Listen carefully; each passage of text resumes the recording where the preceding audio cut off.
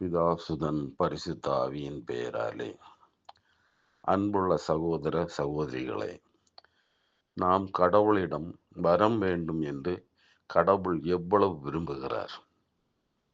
கடவுள் நம்மை பாதுகாக்கிறார், கவனித்துக் கொள்கிறார். நாம் கடவுளுக்கு சொந்தமானவர்கள். கடவுளின் குரலை கேட்பது நல்லது. நாம் கடவுளின் மக்கள். நமது புனித வாழ்க்கை கடவுளை மிகவும் மகிழ்ச்சியடையச் செய்கிறது. கடவுள் நம்மை தாங்குபவர். இந்த உலக இன்பங்களை தேடிச் செல்லாமல் கடவுள் தரும் பரலோக மகிழ்ச்சியில் நிலைத்திருப்போம். தெய்வ பக்தி, நேர்மை, நீதி, அமைதி, கருணை, இரக்கம், கீழ்ப்படிதல் மற்றும் அன்புக்கு முக்கியத்துவம் கொடுப்போம். நமக்கு நேரம் கிடைக்கும் போது கடவுள் உன்னை படைத்தார் என்ற பாடலை தியானிப்பது நல்லது.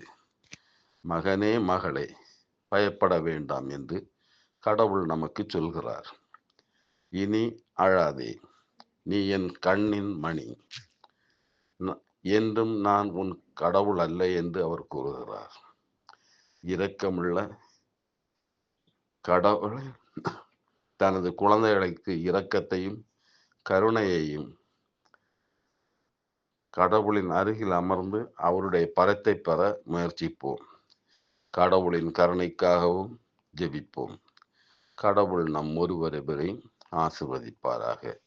பிதா சுதன் பரிசுத்த ஆவியின் பெயராலே.